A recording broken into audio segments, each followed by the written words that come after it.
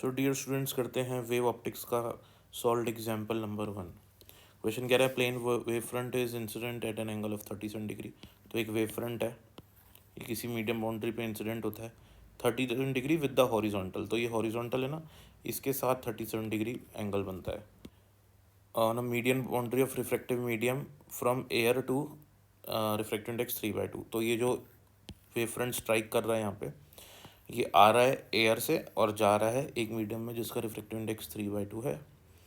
Angle of refracted wave front from horizontal, तो जैसे ये अपना हॉरिजॉन्टल के साथ एंगल है, वैसे ही रिफ्रैक्टिव एंगल हॉरिजॉन्टल के साथ कितना बनेगा ये अपन को पता लगाना है। ठीक है, तो इन शॉर्ट अपन को थीटा पता लगाना है। तो आपको पता है कि वेव ऑप्टिक्स में भी अकॉर्डिंग टू हाइगन्स प्रिंसिपल ये जो अपना स्नेल्स लॉ होता है ये एप्लीकेबल होता है। ठीक है ना, वेव फ्रंट्स के लिए भी। तो हम यहाँ पे स्नेल्स लॉ लगा सकते हैं। तो स्नेल्स लॉ लगाएंगे, हम हॉरिजॉन्टल के लगा रहे हैं, तो हमारा अगर एंगल ऑफ इंसिडेंस हॉरिजॉन्टल है तो एंगल ऑफ रिफ्रैक्शन भी हम लोग हॉरिजॉन्टल के साथ ही ले लेंगे। ठीक है, तो साइन ऑफ 37 इंटू 1, तो sine of 37 into 1 equals to sine of this angle into 3/2, क्योंकि इस मीडियम का रिफ्रैक्टिव इंडेक्स 3/2 है। साइन 37 3/5 हो जाएगा, और उसके बाद ये 2 और ये 3 यहाँ आ जाएंगे, तो 2/3 इंटू 3/5, और साइन थीटा राइट साइड पे रह जाएगा। 3 से 3 कैंसिल हो जाएगा, साइन थीटा आएगा 2/5 और थीटा हो जाएगा साइन इनवर्स 2/5 के बराबर। सो करते हैं एग्जाम्पल 2 वेव ऑप्टिक्स का। क्वेश्चन कह रहा है कि yellow light with wavelength 0.5 micrometre in air suffers refraction. और एयर में वेलोसिटी होती है लाइट की, ये लाइट की वेव की, वो होती है 3 × 10⁸। तो जब किसी मीडियम पे ये येलो लाइट स्ट्राइक करती है, ठीक है ना, तो इसकी स्पीड हो जाती है 2 × 10⁸ मीटर पर सेकेंड। और इस मीडियम में जो है इसका हमको वेवलेंथ निकालना है। So it's a very simple question. हमको पता है वेलोसिटी, फ्रीक्वेंसी और वेवलेंथ में रिलेशन तो v=f λ। तो पहले मीडियम के लिए हो जाएगा v1 = f λ1, दूसरे के लिए हो जाएगा v2 = f λ2। फ्रीक्वेंसी चेंज नहीं होती है, जब लाइट एक मीडियम से दूसरे मीडियम ट्रेवल करती है वेव, तो फ्रीक्वेंसी वही रहती है। तो हम इन दोनों की क्वेश्चन को डिवाइड करेंगे। v1/v2 किसके बराबर आएगा, λ1/λ2 के, यानी कि λ2 किसके बराबर हो जाएगा, λ2 बराबर हो जाएगा λ1 इंटू v2/v1। वैल्यूज़ हमको तीनों की पता है, तीनों की वैल्यू सब्स्टिट्यूट करके सॉल्व करके आंसर आ जाएगा अपना। सो डियर स्टूडेंट्स, करते हैं सॉल्व एग्जाम्पल नंबर 3। क्वेश्चन कह रहे हैं with what speed should a star move with respect to us? So the beam of wavelength 460 nanometer is observed at 460.8 nanometer. तो देखो, सपोज करो ये कि ये सोर्स है जो लाइट ना प्रोड्यूस कर रहा है, वेवलेंथ कुछ प्रोड्यूस कर रहा है लाइट की, और ये हमें ऑब्जर्वर। ठीक है, तो जब यहाँ पे क्या हो रहा है कि आपके पास वेवलेंथ है जो ये प्रोड्यूस कर रहा है 460 नैनोमीटर की, और हमको कितनी वेवलेंथ हमारे पास पहुँचनी चाहिए, 460.8 नैनोमीटर की। एक कंसेप्ट ध्यान रखो कि जब भी सोर्स जो है ऑब्जर्वर से दूर जाता है ना, जब भी सोर्स ऑब्जर्वर से दूर जाता है, तो जो ऑब्जर्वर है उसको जो वेवलेंथ दिखाई देती है वो कैसी दिखाई देती है, रेड कलर की वेवलेंथ दिखाई देती है उसको। इसी फिनोमेना को कहते हैं रेड शिफ्ट। और इसमें जो वेलोसिटी होती है ना, इसकी रिलेटिव वेलोसिटी वो पॉजिटिव आती है आंसर में। तो जो वेलोसिटी चेंज इन वेवलेंथ और वेवलेंथ के बीच में रिलेशन होता है वो होता है v=c into del lambda by lambda. ठीक है ना, यहाँ पे जो ये v है ये क्या है, रिलेटिव वेलोसिटी ऑफ सोर्स की रिलेटिव वेलोसिटी है विद रिस्पेक्ट टू ऑब्जर्वर के रिस्पेक्ट में। तो हमारी इनिशियल वेवलेंथ है 460 नैनोमीटर और फाइनल वेवलेंथ है 460.8 नैनोमीटर। दोनों का डिफरेंस लेंगे, λ2 माइनस λ1 तो आएगा 0.8 नैनोमीटर। स्पीड ऑफ लाइट हमको पता है, लैम्डा यहाँ पे ओरिजिनल जो हमारी वेवलेंथ थी वो है 460। तो हमारे पास इसको सॉल्व करने पे जो आंसर आता है 521.7 किलोमीटर्स पर सेकेंड। इसका मतलब, और ये वेलोसिटी हमारी पॉजिटिव है, ठीक है ना, इसका मतलब ये भी है कि सोर्स हमसे दूर जा रहा है। जब सोर्स दूर जाएगा तो वेलोसिटी पॉजिटिव आएगी, दूसरी चीज़ जो वेवलेंथ होगी वो इंक्रीज हो जाएगी। ठीक है ना, इसी को हम रेड शिफ्ट भी बोलते हैं। तो ये सारी चीज़ें स्टेप बाय स्टेप को बतानी चाहिए कि जब सोर्स दूर जाता है तो जो वेवलेंथ होती है वो ओरिजिनल से इंक्रीज हो जाती है, इसी फिनोमेना को हम रेड शिफ्ट भी कहते हैं। ठीक है, और वेलोसिटी जो होती है वो अपनी रिलेटिव वेलोसिटी पॉजिटिव होती है। वाइस वर्सा भी ट्रू है। Thank you. So dear students, करते हैं एक्सरसाइज का क्वेश्चन नंबर 4। क्वेश्चन नंबर 4 कह रहा है कि आपके पास एक गैलेक्सी है जो कुछ लाइट की वेवलेंथ प्रोड्यूस कर रही है, वो वेवलेंथ है 589.0 नैनोमीटर। और गैलेक्सी की जो वेलोसिटी है, रिलेटिव वेलोसिटी, वो भी हमको दी है with respect to observer, that is 300 kilometre per second. तो ये जो गैलेक्सी है, यहाँ पे हमको क्वेश्चन ने बोला है shows a blue shift. Blue shift means Galaxy is approaching observer. नहीं, ब्लू शिफ्ट का मतलब है कि जो गैलेक्सी है वो ऑब्जर्वर के पास आ रही है, मतलब जो उसको वेवलेंथ दिखाई दे रही would be something about blue colour. Okay, and vice versa भी ट्रू होता है, यानी कि अगर ये गैलेक्सी दूर जाती है तो जो वेवलेंथ होती है लाइट की, वो ओरिजिनल वेवलेंथ से जो है कुछ ज़्यादा हो जाती है ना।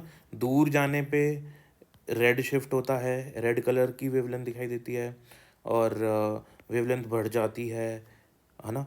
और जो वेलोसिटी होती है उसको हम पॉजिटिव रखते हैं, 3 पॉइंट्स। ऐसे ही पास आने पे जो वेलोसिटी होती है, रिलेटिव वेलोसिटी, उसको हम नेगेटिव मानते हैं, उसको ब्लू शिफ्ट कहते हैं क्योंकि ब्लू कलर दिखाई देता है। और जो ओरिजिनल वेवलेंथ है उससे वेवलेंथ हमारी जो दिखाई देती है वो कुछ कम हो जाती है। तो ये 3 पॉइंट्स हो गए, है ना। ये आपको हर क्वेश्चन में इस टाइप के को ध्यान रखना है। तो वेलोसिटी अपन कन्वर्ट कर लेते हैं 300 किलोमीटर पर सेकंड को मीटर पर सेकंड में, तो आ जाएगा -3 × 10⁵ मीटर पर सेकंड। फिर फॉर्मूला यूज़ करेंगे v equals to c del lambda by lambda. तो v की जगह -3 × 10⁵, सी की जगह 3 × 10⁸, डेल लैम्डा की जगह del lambda as it is, और लैम्डा की जगह 589 नैनोमीटर जो ये वेवलेंथ प्रोड्यूस कर रही है। सॉल्व करेंगे इसको, 589 को इधर ले जाएंगे, 3 × 10⁵ को नीचे ले आएंगे, सॉल्व करके 3 से 3 कैंसिल हो जाएगा, 10⁻³ बचेगा यहाँ पे। डेल लैम्डा की वैल्यू आ जाएगी -0.589 नैनोमीटर। डेल लैम्डा का मतलब λ2 माइनस λ1, यानी कि lambda final minus lambda initial. Initial lambda 589.0 था, लैम्डा फाइनल हमको पता नहीं है, और चेंज इसके बराबर है, इसको यहाँ लेके जाएंगे, सॉल्व करेंगे, 588.411 नैनोमीटर हमारा आंसर आ जाएगा। यहाँ से आपको दिख रहा है कि ओरिजिनल जो ये वेवलेंथ प्रोड्यूस कर रही है वो 589 है, बाद में इसके पास में आने पे वो प्रोड्यूस करी 588, तो वेवलेंथ कुछ कम हो गई है, इसलिए इसको हम कहते हैं ब्लू शिफ्ट। जो वेवलेंथ हो गई है वो ब्लू कलर की तरफ शिफ्ट हो गई है। नेक्स्ट क्वेश्चन करेंगे एग्जाम्पल 5। क्वेश्चन कह रहा है to coherent sources each emitting light of intensity I0। तो आपके दो कोहेरेंट सोर्सेज हैं, ये कोहेरेंट सोर्सेज हैं लाइट के। एक सोर्स को मैंने S1 मान लिया, दूसरे सोर्स को मैंने S2 मान लिया, और दोनों I0 अमाउंट की इंटेंसिटी एमिट कर रहे हैं। फिर यहाँ से जो वेव्स निकल रही हैं, लाइट की वेव्स निकल रही है, किसी पॉइंट पे आके मीट करती हैं। जब मीट करती है तो उनके बीच का जो फेस डिफरेंस होता है दैट इज़ 2π/3। हमको रिजल्टेंट इंटेंसिटी निकालनी है कि उस पॉइंट पे कितनी होगी।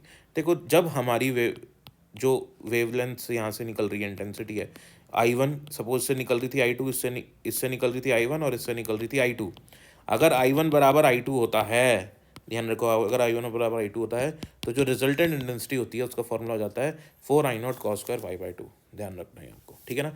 ये हम लोग इसी फॉर्मूले से डिराइव करते हैं रिजल्टेंट इंटेंसिटी का, I1 + I2 + 2√I1 I2 cos phi, है ना। वहाँ से डिराइव करके हम इसको बना लेते हैं, राइट। तो अब हमने क्या करनी है, वैल्यू पुट करनी है अपन ने, ठीक है ना।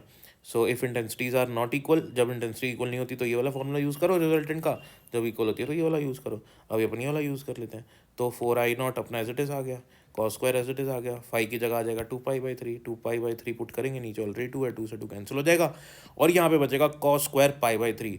तो cos² π/3 की वैल्यू, π/3 कितना होता है, cos 60 मतलब 1/2, 1/2 का स्क्वायर 1/4, 4 से 4 कैंसिल हो जाएगा, और अपने पास सिर्फ I0 आ जाएगा। नेक्स्ट हम कर रहे हैं एग्जाम्पल 6।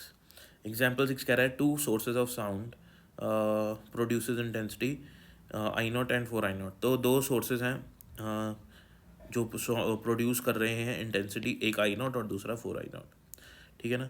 ये किसी पॉइंट पे इंटरफेयर करते हैं, दोनों आके किसी पॉइंट पे जो वेव्स हैं इंटरफेयर करती हैं। तो आपको बोल रहा है कि मैक्सिमम इंटेंसिटी और मिनिमम इंटेंसिटी बताओ कितनी कितनी हो सकती है। तो मैक्सिमम इंटेंसिटी का फॉर्मूला होता है √I1 + √I2 का होल स्क्वायर। I1 I0 है और I2 4I0 है। वैल्यू सब्स्टिट्यूट करेंगे, यहाँ I0 यहाँ पे 4I0, तो √I0 + √4I0 का स्क्वायर हो जाएगा। ये √I0 एज इट इज लिख देता हूँ, √4I0 को क्या लिख सकता हूँ, 2 बाहर चला जाएगा ना, 2√I0 हो जाएगा होल स्क्वायर। अब ये 1I0 है, ये 2I0 है, तो 1 + 2 3√I0 हो जाएगा, तो 3√I0 का होल स्क्वायर क्या हो जाएगा, 9I0। तो ये मैक्सिमम इंटेंसिटी होगी। ऐसे ही मिनिमम निकाल लेंगे, मिनिमम का फॉर्मूला होता है √I1 - √I2 का होल स्क्वायर, ठीक है। √I1 की जगह आ जाएगा √I0, और √I2 की जगह आ जाएगा 2√I0, बिकॉज यहाँ अंदर 4 था, तो 4 बाहर चला जाएगा रूट में, तो 2 I0 बचेगा, ठीक है। √I0 minus 2 √I0 minus √I0 होगा, माइनस √I0 का होल स्क्वायर I0 आ जाएगा। तो ये मिनिमम इंटेंसिटी हो गई, ख़त्म हो गया क्वेश्चन। सो डियर स्टूडेंट्स, करते हैं एग्जाम्पल 7। क्वेश्चन कह रहा है कि आपके पास 2 इनकोहेरेंट सोर्सेज हैं। तो जनरली हम क्या देखते हैं, कोहेरेंट सोर्सेज हुआ करते हैं, ठीक है ना। और यहाँ पे हमको कौन से सोर्सेज दिए हैं, इनकोहेरेंट सोर्सेज दिए हैं of light emitting light of intensity I0 and 3I0। तो एक सोर्स इंटेंसिटी एमिट कर रहा है I0 की, दूसरा एमिट कर रहा है 3I0 की। किसी पॉइंट पे ये दोनों सोर्सेज इंटरफेयर करते हैं, ठीक है, किसी पॉइंट पे। तो जो रिजल्टेंट इंटेंसिटी होती है जहाँ पे इंटरफेयर करते हैं, वहाँ पे रिजल्टेंट इंटेंसिटी कितनी बनती है। देखो, अपन ने रिजल्टेंट इंटेंसिटी का फॉर्मूला पढ़ा हुआ है ये वाला।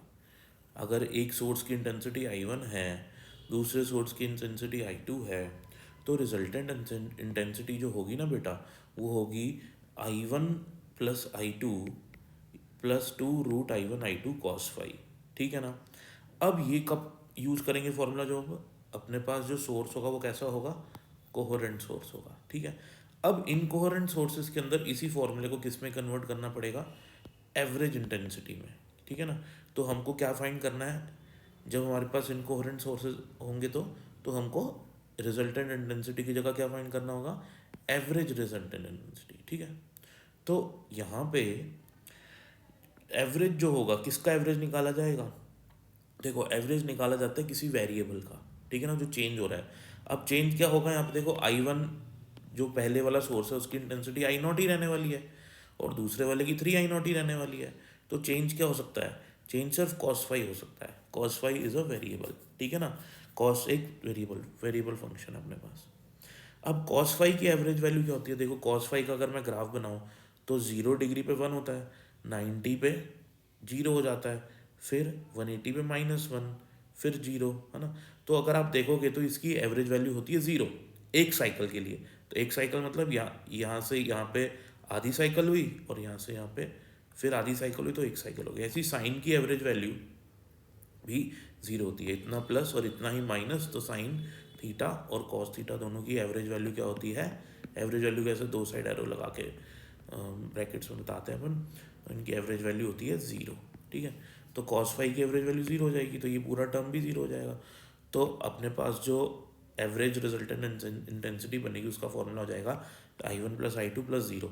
I1 I2 की वैल्यू 3I0 प्लस I0 है, बराबर 4I0 अपना आंसर हो जाएगा। तो एग्जाम्पल 8 करते हैं हम। एग्जाम्पल 8 के अंदर हमको क्वेश्चन कह रहा है कि हमारे पास दो स्लिट्स हैं, एक स्लिट है S1, दूसरी स्लिट है S2। इन दोनों स्लिट्स के बीच की डिस्टेंस है 2 mm की, और ये जो स्लिट्स हैं इनके बीच की और स्क्रीन के बीच की डिस्टेंस, ये जो स्क्रीन है हमारी, इसके बीच की डिस्टेंस हमको 2 मीटर दी हुई है। जो यहाँ पे लाइट की वेवलेंथ यूज़ हो रही है वो है 400 नैनोमीटर। क्वेश्चन हमसे पूछ रहा है कि यहाँ पे जो फ्रिंजेस बनेंगी ना, उन फ्रिंज की विड्थ बताओ कितनी होगी, बीटा, यानी कि हमको क्वेश्चन पूछ रहा है। तो बीटा का फॉर्मूला क्या होता है हमारे पास बीटा का फॉर्मूला होता है लैम्डा d/d। तो लैम्डा की जगह आ जाएगा 400 नैनोमीटर, है ना। तो ये जो 400 नैनोमीटर है इसको mm में कन्वर्ट कर लेंगे अपन। तो सबसे पहले इसको मीटर में कन्वर्ट करते हैं। तो मीटर में कन्वर्ट करने के लिए 10⁻⁹ से मल्टीप्लाई करूँगा तो ये मीटर में आ जाएगा, ठीक है। ऐसे ही डी को भी mm में कन्वर्ट करना पड़ेगा। तो 2 मीटर था, तो इसको किससे मल्टीप्लाई कर दूँ, 10⁻³ से। तो इस मीटर को भी 10⁻³ से मल्टीप्लाई करूँगा तो ये भी mm में हो जाएगा। तो यानी कि मैं इसको एक्चुअल में 10⁻6 से मल्टीप्लाई कर देता हूँ। तो ये 400 जो 10⁻⁻⁹ मीटर था, ये कन्वर्ट हो जाएगा आपका mm में, क्योंकि हमने 10⁻6 से मल्टीप्लाई कर दिया। और ये 2 mm भी अपना जो 2 मीटर था वो भी mm में कन्वर्ट हो गया। तो इसको भी mm में कर लिया अपन ने, और इसको भी mm में कर लिया। यहाँ वैल्यू सब्स्टिट्यूट कर दी, डी हमको ऑलरेडी mm में गिवन है, सॉल्व करेंगे तो हमारे पास फ्रिंज विड्थ आ जाएगी mm में। जो हमारा एग्जाम्पल 9 है वो हमको क्या कह रहा है, वो एग्जाम्पल 9 अपन को फ्रिंज विड्थ पूछ रहा है, ठीक है ना। तो फ्रिंज विड्थ क्या होती है, जैसे tan थीटा होगा ना, देखो यहाँ पे ये आपकी फ्रिंज विड्थ है, तो ये एंगुलर विड्थ फ्रिंज विड्थ पूछ रहा है। तो एंगुलर फ्रिंज विड्थ में क्या होता है, जैसे आपका टैन थीटा है, क्योंकि थीटा बहुत छोटा एंगल है तो टैन थीटा बोल लो या थीटा बोल लो, एक ही बात आ जाएगी। अब टैन थीटा क्या होता है, परपेंडिकुलर अपॉन में बेस। परपेंडिकुलर क्या हो जाएगा आपका, ये बीटा आपका परपेंडिकुलर हो जाएगा, बेस आपका ये कैपिटल डी हो जाएगा, ठीक है ना। तो बीटा बाई डी। अब इस फॉर्मूले से बीटा अपॉन कैपिटल डी क्या हो जाएगा, लैम्डा बाय स्मॉल डी। तो ये दोनों फॉर्मूले आपको याद रखने हैं कि जो आपका एंगुलर फ्रिंज विड्थ होता है उसका फॉर्मूला होता है बीटा बाई कैपिटल डी। तो बीटा की वैल्यू ये रही, कैपिटल डी की वैल्यू ये रही। इसको कन्वर्ट कर देंगे अपन 2 मीटर को एम में, सॉरी ये 0.4 mm है, इसको अपन कन्वर्ट कर देंगे मीटर में। तो 10⁻³ से मल्टीप्लाई करेंगे और अपना आंसर आ जाएगा फाइनल रेडियंस में। तो ये हो जाएगा अपना एग्जाम्पल 9। अब आ जाते हैं अपन एग्जाम्पल 10 पे। तो ये जो एग्जाम्पल 10 है ना अपना, ये अपन को बोल रहा है कि अपने पास ये डबल स्लिट वाला YDSC वाला एक्सपेरिमेंट हो रहा है। इसके अंदर अपन लाइट की वेवलेंथ यूज़ कर रहे हैं 500 नैनोमीटर की। ये जो स्लिट्स हैं अपनी S1 और S2, ये दो स्लिट्स हैं, और इन दोनों स्लिट्स के बीच में जो डिस्टेंस है वो हमको 4 mm दी हुई है। स्लिट्स और स्क्रीन के बीच की डिस्टेंस 1 मीटर दी हुई है। क्वेश्चन हमको पूछ रहा है कि सेकेंड ब्राइट फ्रिंज कहाँ पे बनेगी। तो यहाँ पे आपको पता है कि बिल्कुल यहाँ सेंटर पे आपको सेंट्रल ब्राइट फ्रिंज बनती है, और सेंट्रल ब्राइट फ्रिंज से कुछ ऊपर और कुछ नीचे, है ना, सेम डिस्टेंस पे आपको क्या मिलेगा, ब्राइट फ्रिंज मिलेगी। तो सेकंड ब्राइट फ्रिंज कहाँ पे मिलेगी, उसका फॉर्मूला होता है y = n lambda capital D by D, ठीक है। अब उनको सेकंड ब्राइट फ्रिंज फाइंड करनी है तो n की जगह वैल्यू 2 सब्स्टिट्यूट करेंगे। लैम्डा और d अपन को ऑलरेडी गिवन है, तो लैम्डा को मीटर में कन्वर्ट करेंगे और d ऑलरेडी मीटर में है, स्मॉल d को भी मीटर में कन्वर्ट करके सॉल्व करके अपने पास आंसर आ जाएगा 0.25 mm। तो यहाँ से 0.25 mm ऊपर और 0.25 mm नीचे अपन को क्या मिल जाएगा, सेकेंड ब्राइट फ्रिंज मिल जाएगी। जो हमारा एग्जाम्पल 11 है, वो एग्जाम्पल हमको बोल रहा है कि कौन सी ब्राइट फ्रिंज, कौन सी फ्रिंज होगी, कलर की फ्रिंज होगी, उसकी विड्थ ज़्यादा होगी, ठीक है ना। क्या रेड कलर की फ्रिंज विड्थ ज़्यादा होगी या वायलेट कलर की या ब्लू कलर की फ्रिंज विड्थ ज़्यादा होगी, हमको पता लगाना है। तो देखो फ्रिंज विड्थ का फॉर्मूला होता है लैम्डा D बाई टी। तो अब ये जैसे ये पीछे एक्सपेरिमेंट देखा अपन ने, ना तो ये बदल रहा है ना ये बदल रहा है, ठीक है ना डी बदल रहा है ना ये कैपिटल डी बदल रहा है। तो फ्रिंज विड्थ किस पे डिपेंड करेगी, क्योंकि डी तो कांस्टेंट है, तो फ्रिंज विड्थ लैम्डा पे डिपेंड करेगी। अगर लाइट यहाँ पे कलर चेंज होने से लाइट की वेवलेंथ चेंज हो जाएगी ना, तो जितनी ज़्यादा वेवलेंथ होगी लाइट की उतनी ज़्यादा उसकी करस्पॉन्डिंग फ्रिंज विड्थ बनेगी, ठीक है। अब पता है अपन को रेड की वेवलेंथ ज़्यादा होती है येलो से, तो इसलिए जो रेड की फ्रिंज विड्थ होगी वो येलो से ज़्यादा बनेगी। मतलब अगर मैं यहाँ पे रेड लाइट यूज़ करूँ, ठीक है, तो अगर मैं रेड लाइट यूज़ करूँगा तो उसकी जो फ्रिंज विड्थ बनेगी ना, ये फ्रिंज विड्थ बनेगी वो चौड़ी होंगी, वो ज़्यादा होंगी as compare to yellow light. तो येलो लाइट की जो फ्रिंजेस बनेंगी उनकी थिकनेस जो है, उनकी विड्थ जो है वो कम होगी। नेक्स्ट क्वेश्चन देखते हैं एग्जाम्पल 12। एग्जाम्पल 12 कह रहा है fringe width in a particular YDSC is measure to beta. तो फ्रिंज विड्थ है ना किसी YDSC एक्सपेरिमेंट में बीटा दी हुई है, और एक्चुअल में बीटा का जो फॉर्मूला होता है वो होता है lambda D by D. Capital D होता है आपके पास स्लिट और स्क्रीन के बीच की डिस्टेंस, और स्मॉल डी होता है आपका जो ये स्लिट है S1 और S2 इनके बीच की डिस्टेंस। क्वेश्चन बोल रहे हैं लैम्डा जो आपने वेवलेंथ यूज़ करी लाइट की वो लैम्डा से 2 लैम्डा हो गई, डबल हो गई, और जो स्लिट्स के बीच की डिस्टेंस है वो हाफ हो गई, और जो स्लिट्स के स्क्रीन और स्लिट के बीच की सेपरेशन है वो 3 टाइम्स हो गई। तो नई जो आपकी फ्रिंज विड्थ बनेगी वो कितनी होगी। तो यही फॉर्मूला यूज़ करते हैं लैम्डा D बाई डी। तो लैम्डा की जगह 2 लैम्डा आ जाएगा, डी की जगह 3D और स्मॉल डी की जगह D बाई 2। सॉल्व करने पे ये बनेगा 12 times lambda D by D. अब लैम्डा D बाई डी क्या है, बीटा है, यहाँ सब्स्टिट्यूट करेंगे तो बीटा डैश क्या आ जाएगा, 12 बीटा। ये हो गया अपना एग्जाम्पल 12। आ जाते हैं एग्जाम्पल 13 पे। एग्जाम्पल 13 कह रहा है कि आपके पास फिर से यंग्स डबल स्लिट एक्सपेरिमेंट है।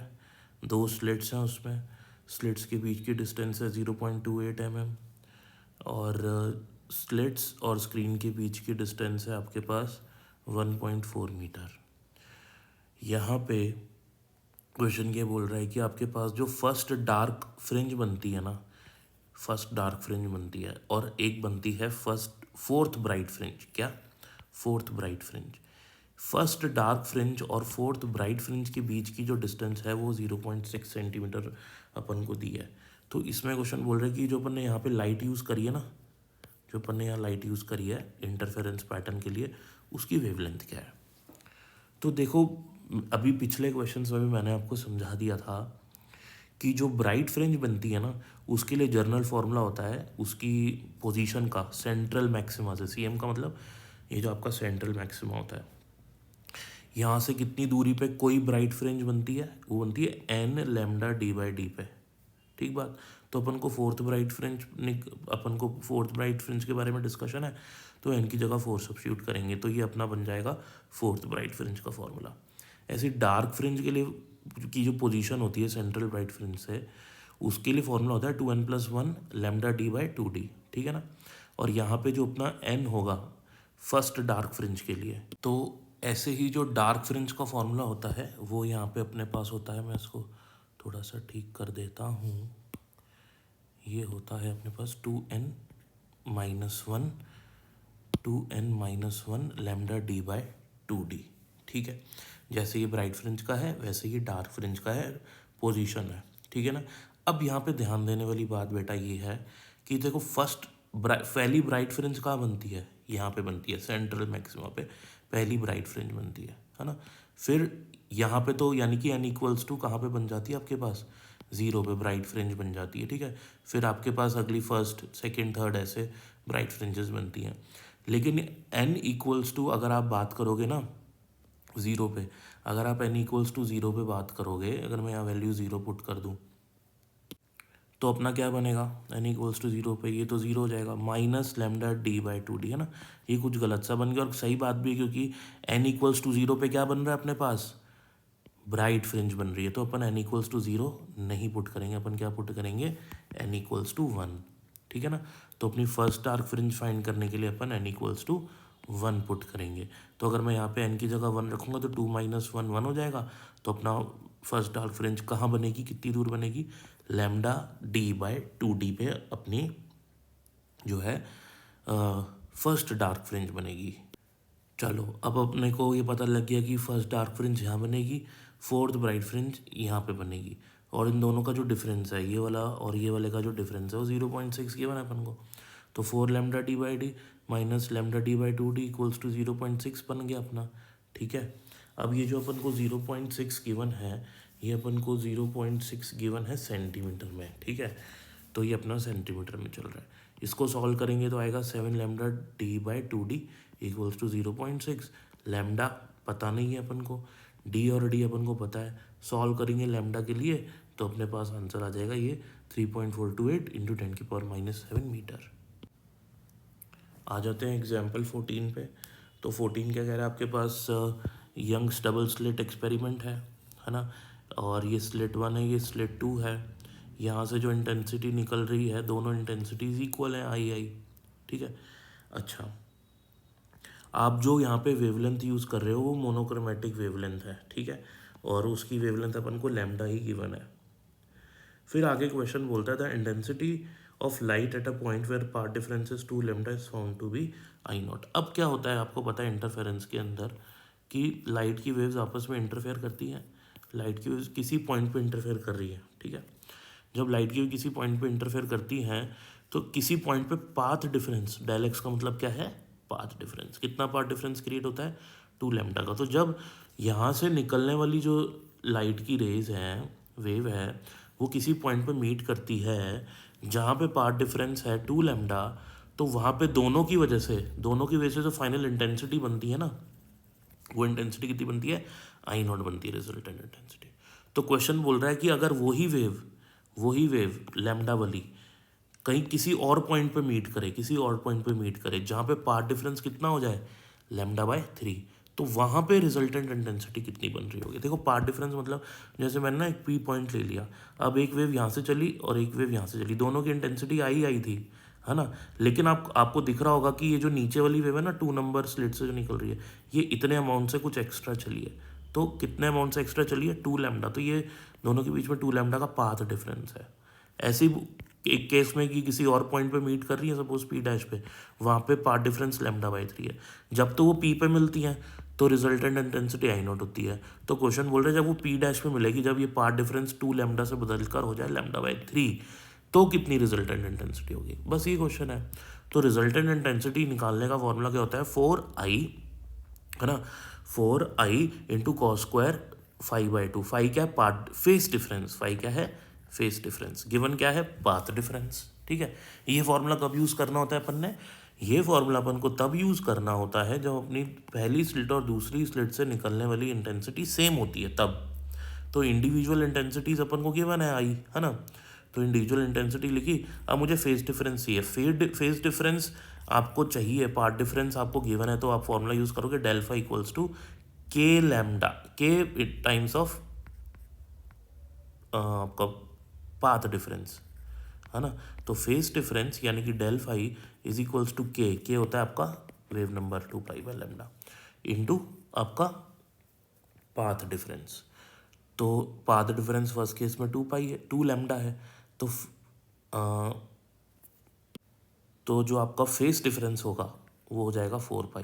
ठीक है, लैम्डा से लैम्डा कैंसिल हो जाएगा, 4π। ऐसे ही ये फॉर्मूला अपन ने यूज़ करा है, तो अपन क्या करते हैं, ये 4π की वैल्यू cos 5/2 में सब्स्टिट्यूट करेंगे, 4π/2 ये 2π हो जाएगा, और cos 2π आपके पास 1 आ जाएगी वैल्यू। तो आपकी रिजल्टेंट इंटेंसिटी बनी I0/4। दूसरे केस में आपका जो फेस डिफरेंस पाथ डिफरेंस है वो λ/3 है, तो फेस डिफरेंस निकाल लेते हैं ये वाला फॉर्मूला यूज़ करके।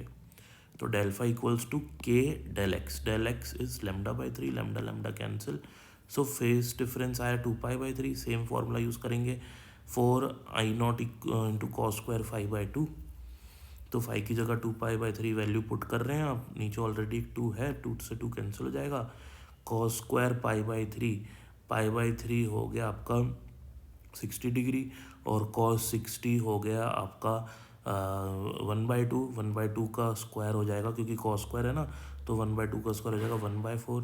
तो ये वाला 4 और ये वाला 4 कैंसिल हो जाएगा, तो नई जो इंटेंसिटी होगी ना आपकी वो I0/4 हो जाएगी। नेक्स्ट क्वेश्चन पे आते हैं, एग्जाम्पल 15। ये कह रहा है कि a parallel beam of monochromatic light having wavelength 450 nanometre. तो आपके पास एक वेवलेंथ ऑफ लाइट है 450 नैनोमीटर की, जो एक सिंगल स्लिट से पास हो रही है। स्लिट की विड्थ है a, that is equals to 0.2 mm। आगे क्वेश्चन बोल रहा है angular divergence in which most of the light is diffracted. तो अब लाइट का जो मोस्टली पार्ट होता है वो यहाँ पे सेंट्रल आपके पास मैक्सिमम बनता है, यहीं पे सारी की सारी लाइट जो है डिफ्रैक्शन पैटर्न शो करती है, उसके बाद डिफ्रैक्शन पैटर्न डिक्रीज होता रहता है। तो ये जो आपके पास विड्थ बनेगी इसकी एंगुलर विड्थ, इसको कहते हैं एंगुलर विड्थ, और ये आपके पास लीनियर विड्थ होगी ये वाली। तो ये नहीं पूछ रहा क्वेश्चन, ये एंगुलर विड्थ पूछ रहा है 2 थीटा। थीटा का फॉर्मूला होता है λ/a, लैम्डा और ए दोनों गिवन है, तो यहाँ पे भी प्लस माइनस λ/a का मतलब कि ऊपर भी थीटा नीचे भी थीटा, तो नीचे वाले को माइनस थीटा, टोटल 2 थीटा, और लैम्डा और ए की वैल्यू सब्स्टिट्यूट करेंगे अपन, इसको SI में कन्वर्ट करेंगे, नैनोमीटर को मीटर में, MM को भी मीटर में। तो वैल्यू सब्स्टिट्यूट करके सॉल्व करके अपने पास रेडियंस में आंसर आ जाएगा, ये थीटा आएगा, इसको डबल कर देंगे 2 थीटा आ जाएगा अपने पास। नेक्स्ट है अपने पास एग्जाम्पल 16। यहाँ पे अपन को जो सिंगल स्लिट है इसकी विड्थ पता लगानी है। स्लिट और स्क्रीन के बीच की डिस्टेंस 2 मीटर गिवन है, वेवलेंथ ऑफ लाइट यूज्ड है 400 नैनोमीटर, और जो सेकंड ऑर्डर मिनिमा है, यहाँ से जो सेकंड ऑर्डर मिनिमा बनेगा आपके पास उसकी पोजीशन दे रखी है P पॉइंट से, दैट इज़ 2 mm। तो अब अपन को यहाँ पे फाइंड क्या करना है, A। अभी हमने पहले भी देखा हुआ है कि जो थीटा होगा यहाँ पे, देखो थीटा, ये थीटा किसके बराबर होगा, इस थीटा को मैं tan थीटा के बराबर भी मान सकता हूँ, क्योंकि थीटा छोटा एंगल है। tan थीटा होएगा परपेंडिकुलर अपॉन बेस, परपेंडिकुलर हो जाएगा आपका y, बेस हो जाएगा d, तो थीटा को y/d भी लिख सकते हैं, जैसे हमने पिछले वाले क्वेश्चन में किया था। थीटा को अपन लिख रहे थे λ/a, ठीक है ना। तो ये दोनों फॉर्मूला आपको याद रखने हैं। ये हमारे पास यहाँ पे क्या हो जाएगी, एंगुलर विड्थ हो जाएगी ये, ठीक है। तो थीटा λ/a और यहाँ पे थीटा हो जाएगा y/d, according to question change हो गया। y और d दोनों की वैल्यूज गिवन अपन को, वैल्यू सब्स्टिट्यूट करेंगे तो थीटा आ जाएगा 10⁻³ रेडियंस। नेक्स्ट हमसे क्वेश्चन क्या कह रहा है, ये ए की वैल्यू फाइंड करनी है। अब मिनिमा के लिए जो कंडीशन होती है डिफ्रैक्शन में होती है ए साइन थीटा बराबर एन लैम्डा, क्योंकि थीटा छोटा एंगल है तो साइन थीटा की जगह थीटा आ जाएगा, तो ए थीटा बराबर एन लैम्डा। तो ए बराबर क्या आ जाएगा, एन लैम्डा बाई थीटा। अब ये वाला फॉर्मूला देखो, A formula theta equals to lambda by A, यानी कि A equals to lambda by theta, है ना। तो यहाँ पे भी A equals to lambda by theta ही बन रहा है। तो ये जो फॉर्मूला आया था अपना, ये यहीं से डिराइव हुआ था मिनिमा वाली कंडीशन से। खैर अपन को ए की वैल्यू पता लग गई, एन यहाँ पे एन लैम्डा बाई थीटा आएगा, और अपने पास मिनिमा कौन सा है, सेकंड है, तो इसलिए एन की जगह 2 पुट कर देंगे वैल्यू। लैम्डा अपन को पता ही है, थीटा अपन ऊपर से निकाल चुके हैं, थीटा की वैल्यू सब्स्टिट्यूट करेंगे तो सॉल्व करके अपने पास ए आ जाएगा। नेक्स्ट क्वेश्चन पे आते हैं 17 पे। नेक्स्ट देखते हैं एग्जाम्पल 17। यहाँ पे आपको डिफ्रैक्शन का क्वेश्चन नहीं है, सिंगल स्लिट की विड्थ दी हुई है 1 mm की, और जो आप यहाँ पे वेवलेंथ ऑफ लाइट यूज़ कर रहे हो 600 नैनोमीटर की है वो। स्लिट की और स्क्रीन की डिस्टेंस आपको 2 मीटर दी हुई है। What is the distance between first dark fringes on either side. तो यहाँ पे आपके पास फर्स्ट डार्क फ्रिंज इधर भी बन रही है, इधर भी बन रही है, इनके बीच की डिस्टेंस कितनी होगी। डार्क फ्रिंज को डिफ्रैक्शन में फर्स्ट मिनिमा भी कहा जाता है। तो मिनिमा की कंडीशन अपन पिछले क्वेश्चन में भी देख चुके हैं, ए साइन थीटा बराबर एन लैम्डा होती है डिफ्रैक्शन में, क्योंकि फर्स्ट है तो एन की जगह 1 आ जाएगा। साइन थीटा बराबर यहाँ से अगर एन 1 करूँगा तो साइन थीटा बराबर लैम्डा बाई ए आ जाएगा। साइन थीटा टेन थीटा, क्योंकि थीटा बहुत छोटा एंगल है तो या साइन थीटा बोल लो या टेन थीटा बोल लो, जैसे अपन ने पिछले 2 क्वेश्चंस पे करा है। तो थीटा को मैं परपेंडिकुलर अपॉन बेस यानी कि वाई बाई डी भी लिख सकता हूँ, तो थीटा की जगह मैं वाई बाई डी भी पुट कर सकता हूँ, ये वाई बाई डी यहाँ पुट कर दूंगा साइन थीटा की जगह, क्योंकि साइन थीटा टेन थीटा और थीटा तीनों लगभग बराबर ही होंगे। तो यहाँ पे साइन थीटा की जगह आ जाएगा आपके पास वाई बाई डी, और ये लैम्डा बाई ए के बराबर हो जाएगा, यहाँ से वाई आ जाएगा डी लैम्डा बाई ए। इसको आप ऐसा जनरल रिजल्ट याद रखें कि जो वाई होगा आपके पास वो डी लैम्डा अपॉन ए होगा। तो वाई का फॉर्मूला आपके पास in terms of D lambda and A आ गया। अब आपको क्या निकालना है, ये पूरा निकालना है, ये पूरा 2y होगा आपके पास। तो आप पहले y निकाल लें वैल्यू सब्स्टिट्यूट करके, और उसको 2 से मल्टीप्लाई कर दें, आंसर आ जाएगा। नेक्स्ट क्वेश्चन पे आते हैं एग्जाम्पल 18। लाइट की वेवलेंथ दी हुई है हमको, गिवन वेवलेंथ है हमारे पास लाइट की, मैं यहाँ पे लिख देता हूँ लैम्डा इक्वल्स टू 6328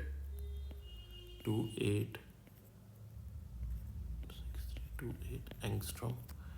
ये लाइट की वेवलेंथ गिवन है। स्लिट की विड्थ गिवन है हमको 0.2 mm। क्वेश्चन कह रहा है the width of central maximum measured from minimum diffraction pattern on screen 9 metre away will be nearly. तो ये जो स्क्रीन और स्लिट के बीच की डिस्टेंस है 9 मीटर पे है। अब क्या होता है, यहाँ पे बनती है आपकी सेंट्रल मैक्सिमम बनता है यहाँ पे, फिर यहाँ पे मिनिमा बनता है, ये मिनिमा। तो ये वाली जो डिस्टेंस है जो अपने पिछले क्वेश्चन में निकालने, क्वेश्चन 17 में, ये वाली डिस्टेंस आपको क्वेश्चन पूछ रहा है। तो यहाँ पे हम क्या करेंगे, मिनिमा की कंडीशन क्या होती है, A equals to sine theta N lambda. First minima के लिए एन हो जाएगा 1, तो यहाँ से थीटा क्या आ जाएगा आपका लैम्डा बाई ए। तो 2 थीटा क्या आ जाएगा, क्योंकि ये थीटा तो ये एंगल है और ये पूरा एंगल होगा आपका 2 थीटा, तो 2 थीटा हो जाएगा 2 लैम्डा बाई ए। सारी वैल्यूज़ आपको गिवन है, लैम्डा भी गिवन है, ए भी गिवन है, तो वैल्यूज सब्स्टिट्यूट करके और इसको मल्टीप्लाई कर देंगे अपन 180 बाई पाई से, ताकि हमारा आंसर जो है डिग्रीज में आ सके।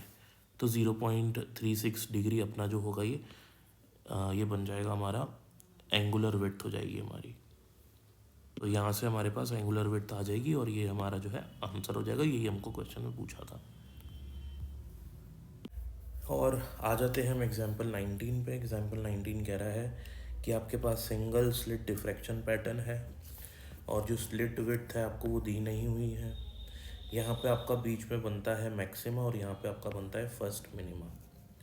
यहाँ जो आप वेवलेंथ ऑफ लाइट यूज़ कर रहे हैं वो है 5000 एंगस्ट्रॉम, और यहाँ पे जो आपका एंगल बनता है डिफ्रैक्शन का वो बनता है 30 डिग्रीज। तो ये आपका टोटल हो जाएगा 60 डिग्रीज। ये स्लिट विड्थ आपको क्वेश्चन इस डेटा से फाइंड करने के लिए पूछ रहा है। तो फर्स्ट मिनिमा आपका यहाँ पे बनेगा और इधर भी फर्स्ट मिनिमा बनेगा आपका, इसके बीच में आपका सेंट्रल मैक्सिमम बनेगा। तो फर्स्ट मिनिमा के लिए एन हो जाता है 1, और जो इक्वेशन होती है मिनिमा के लिए होती है ए साइन थीटा बराबर है एन लैम्डा। ठीक है, तो ए बराबर क्या हो जाएगा, साइन थीटा नीचे चला जाएगा लैम्डा बाय साइन 30। क्योंकि थीटा हमको 30 डिग्री गिवन है।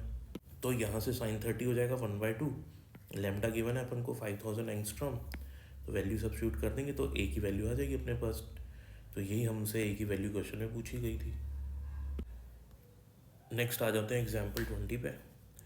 एग्जाम्पल 20 के अंदर सिंगल स्लिट डिफ्रैक्शन पैटर्न है अपने पास। जो स्लिट है उसकी जो विड्थ दे रखी है अपन को, वो अपन से क्वेश्चन ने पूछी है कि सिंगल स्लिट की जो विड्थ है वो कितनी होगी।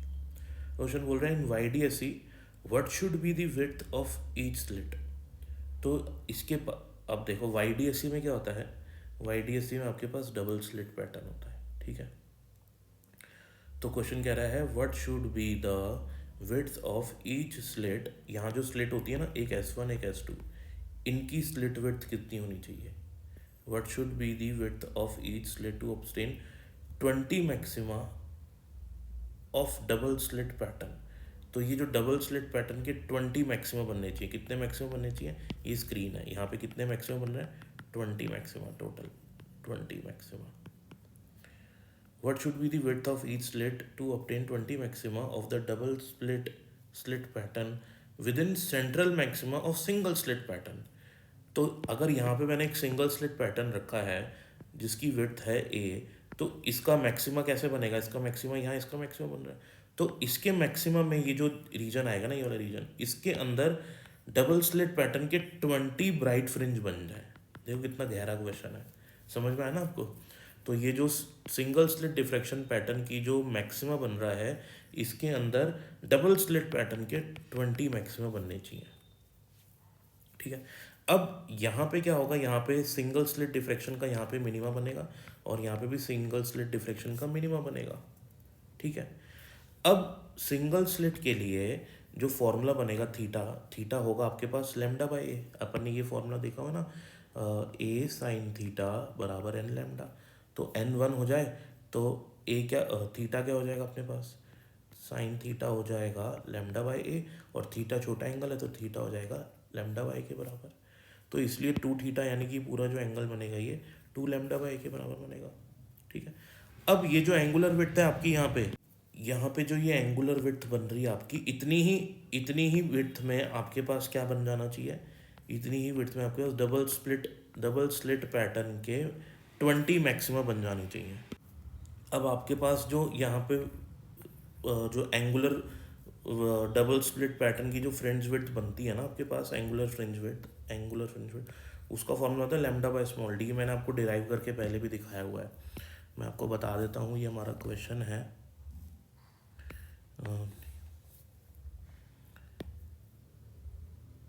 ये देखो, ये आप क्वेश्चन नंबर 9 है। यहाँ पे बीटा बराबर लैम्डा डी बाई डी होता है, ठीक है ना। तो बीटा बाई कैपिटल डी क्या होगा, लैम्डा बाई डी।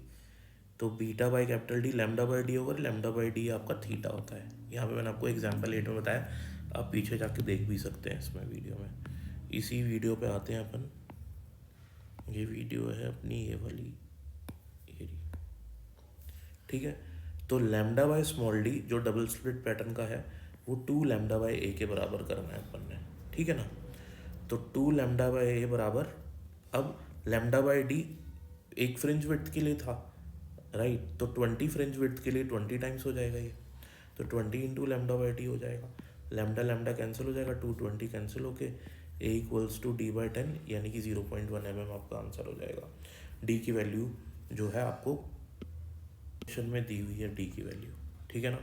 तो इसको एज अ जनरल रिजल्ट याद रखो तो और भी बढ़िया। अगर डेटा चेंज हो जाए और क्वेश्चन में ऐसा डेटा चेंज होकर क्वेश्चन बन सकता है, वैसा इसको जनरल रिजल्ट भी याद रख लो कि ए इक्वल्स टू आपका हो गया। अपन इसको एज अ जनरल रिजल्ट बना लेते हैं, ये हो जाएगा अपने पास 2 lambda by a is equals to n lambda by d, n lambda by d, lambda से लैम्डा कट हो जाएगा और अपने पास बनेगा a equals to 2d by n। तो ये आप याद रख लो, a d और n में रिलेशन। चलिए आ जाते हैं नेक्स्ट क्वेश्चन पे, 25 पे। बीच वाले एग्जाम्पल मैंने इसलिए ली क्योंकि वो डिलीटेड पोर्शन में है, तो अपन डायरेक्ट इसी पे आ जाते हैं।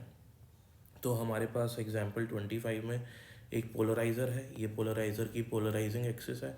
अगर कोई लाइट, अब लाइट क्या होती है, उसके पास दो तरफ से वाइब्रेशंस हैं, हॉरिजॉन्टल भी और परपेंडिकुलर भी। लाइट की जो वेव है जब यहाँ से पास होगी इसमें से, तो यहाँ ये वाले एक्सिस के अलॉन्ग जो वाइब्रेशन होंगे वो तो पास हो जाएंगे, लेकिन ये वाले एक्सिस के अलॉन्ग जो वाइब्रेशन होंगे वो ब्लॉक हो जाएंगे। ठीक है, तो अब क्वेश्चन ने बोला है कि लाइट की जो इंटेंसिटी है वो आपको गिवन है आई नॉट है, और ये जो लाइट की जो वेक्टर है, इलेक्ट्रिक फील्ड वेक्टर, वो इस पोलराइजिंग एंगल से 60 डिग्री बना रहा है। ठीक है, तो जो इसमें से लाइट एमिट होगी, इंटेंसिटी ऑफ रिजल्टिंग लाइट, वो अपन को निकालनी है। तो ये लॉ ऑफ मेलर्स क्या कहता है कि जो रिजल्टेंट इंटेंसिटी होती है होती है I equals to I naught cos square theta.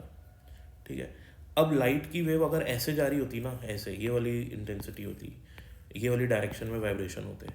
ठीक है, तो ये तो क्योंकि सिर्फ ये वाली डायरेक्शन वाले वाइब्रेशन पास हो जाते हैं, तो ये वाले वाइब्रेशन जो इसके बिल्कुल परपेंडिकुलर है ये तो बिल्कुल क्या हो जाएंगे, ब्लॉक हो जाएंगे।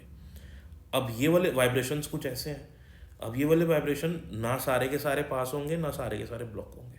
तो कि पास होने वाले के लिए अगर सारे के सारे वाइब्रेशन पास होने हैं तो उसके लिए सारे वाइब्रेशंस इसी एक्सिस के अलॉन्ग होने चाहिए। ठीक है ना, लाइट के वाइब्रेशंस। तो यहाँ पे अपने पास थीटा की जगह 60 डिग्री वैल्यू पुट करेंगे तो आई नॉट बाई 4 इंटेंसिटी जो है वो, यानी कि टोटल इंटेंसिटी की 1/4 इंटेंसिटी पास होगी 60 डिग्री पे। तो जैसे जैसे एंगल कम होता जाएगा वैसे वैसे इंटेंसिटी जो पास होने वाली होगी इस पोलराइजिंग एक्सिस से वो ज़्यादा होती जाएगी। एग्जाम्पल 26, इसके अंदर हमारे पास दो पोलराइज़र हैं, ये इनकी ट्रांसमिशन एक्सिस है, और ये हमारे पास हमको गिवन है अनपोलराइज्ड लाइट। इसके वाइब्रेशन ऐसे भी हैं और ऐसे भी हैं। तो जो वाइब्रेशंस इस ट्रांसमिशन एक्सिस के अलॉन्ग होंगे वो तो पास हो जाएंगे और दूसरे ब्लॉक हो जाएंगे जो इसके परपेंडिकुलर होंगे, तो ये वाले वाइब्रेशंस ब्लॉक हो जाएंगे। तो टोटल इंटेंसिटी अगर आई नॉट थी तो आई नॉट इंटेंसिटी इस वाइब्रेशन की वजह से भी है और इस वाइब्रेशन की वजह से भी है। तो अगर ये वाले वाइब्रेशन सारे के सारे इससे पास होने पे गायब हो जाएंगे ना, तो सिर्फ कौन से वाइब्रेशन रह जाएंगे, सिर्फ ये वाले, क्योंकि ये पोलराइजर सिर्फ इसी लाइन के लॉन्ग जाने वाले वाइब्रेशंस को ही अलाउड करेगा। तो इंटेंसिटी, क्योंकि ये वाले वाइब्रेशंस तो गायब हो गए, तो इंटेंसिटी सीधी आधी हो जाएगी, तो आई नॉट बाई 2 हो जाएगी। अब ये इंटेंसिटी, ये वाइब्रेशंस ऐसे हैं लाइट के, तो ये वाले वाइब्रेशंस तो एज इट इज़ पास हो जाएंगे। तो यहाँ पे भी कितनी वाइब्रेशंस मिलेंगे हमको, कितनी इंटेंसिटी मिलेगी लाइट की, आई नॉट बाई 2 ही मिलेगी। तो यही अपना हो जाएगा answer. So thank you for watching.